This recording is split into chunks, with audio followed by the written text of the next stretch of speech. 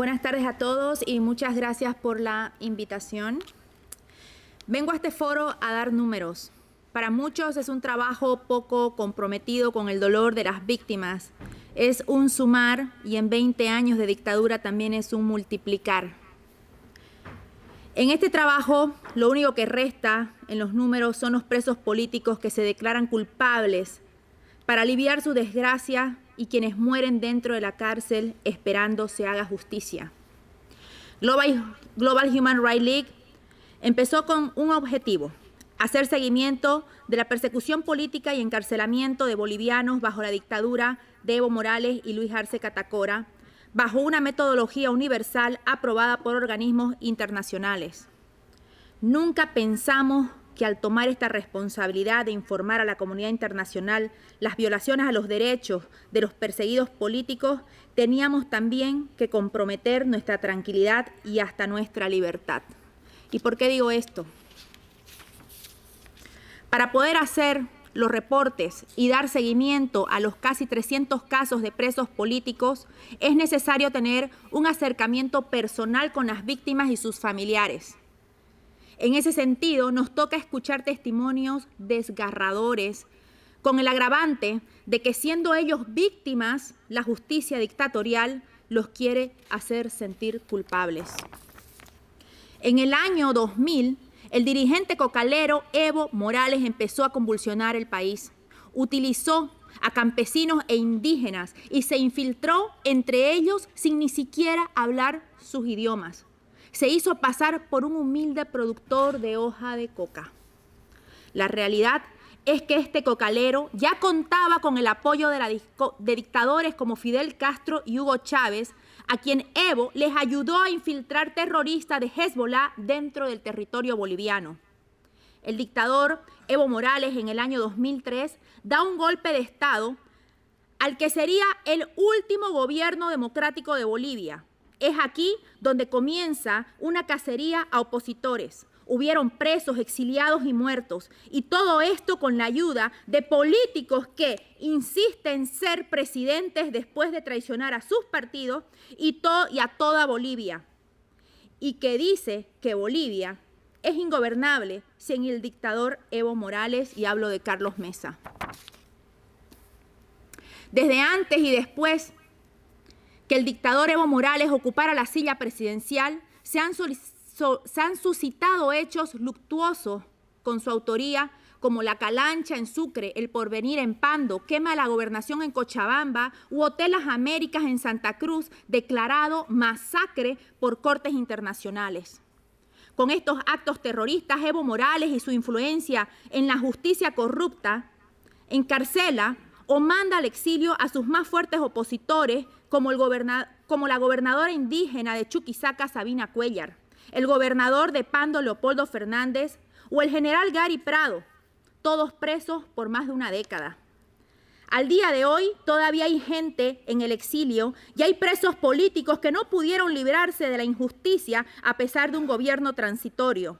Como dice el doctor Carlos Sánchez Berzaín, se fue el dictador, pero quedó la dictadura.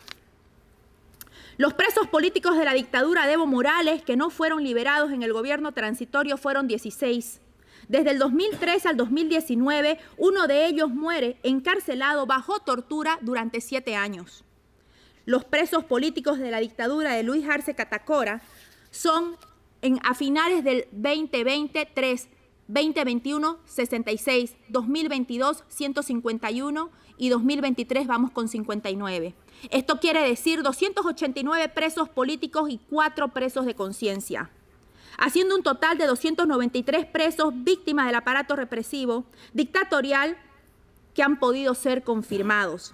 Sabemos que hay muchos que con la esperanza de llegar a un acuerdo con la dictadura y conseguir su libertad han preferido mantener sus casos en reserva, sobre todo militares y policías.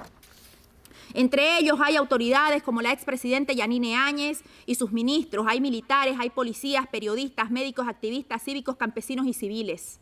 Autoridades de oposición como el gobernador Camacho, políticos influyentes como Pumari, dirigentes como Apaza, quien hoy su vida se debate entre la vida y la muerte. líderes del movimiento de la resistencia como la Unión Juvenil Cruceñista o la Resistencia Cochala y la Resistencia Paceña. El número de perseguidos que no han sido encarcelados, pero viven cada día con el temor de que en cualquier momento la dictadura los ponga en su lista de aprehensión, es bastante alto. Muchos han tenido que bajar el perfil, otros han decidido declararse en la clandestinidad, incluso con el estado grave de salud, como fue el caso de Juan Carlos Manuel, cívico potosino, que no pudo hacer seguimiento de su tratamiento médico y falleció lejos de todo, sin acceso a sus medicamentos. Otros, para no ser privados de libertad dentro de una cárcel o bajo detención domiciliar con procesos montados por el solo hecho de ser opositor, han buscado asilo político en un país extranjero. Tomando como referencia los informes del Alto Comisionado de las Naciones Unidas para los refugiados, hay un total de 9.173 decisiones tomadas en cuanto a asilo político desde que se rompe la constitucionalidad en Bolivia hasta el año 2022. Global Human Rights League estima que este número se multiplica considerando que no todos los perseguidos políticos se acogen al asilo. El año con más exilios reportados por las Naciones Unidas fue el 2007 con 1.433 aplicaciones. El año 2022 es el segundo en número con 1.007 aplicaciones. Los datos del 2023 todavía no han sido reportados. Los fallecidos o asesinados bajo circunstancias meramente políticas en escenarios violentos promovidos por Evo Morales y Luis Arce desde el año 2000 hasta el 2023 han dejado luto a familiares de 318 víctimas. Esos son los reportes que tenemos como Global Human Rights League. Los números cada vez van en ascenso y, pues, al parecer, solamente depende de nosotros para que podamos parar esto. Mientras que para algunos, por conveniencia, esta es una dictadura invisible, para las víctimas es totalmente tangible. Gracias.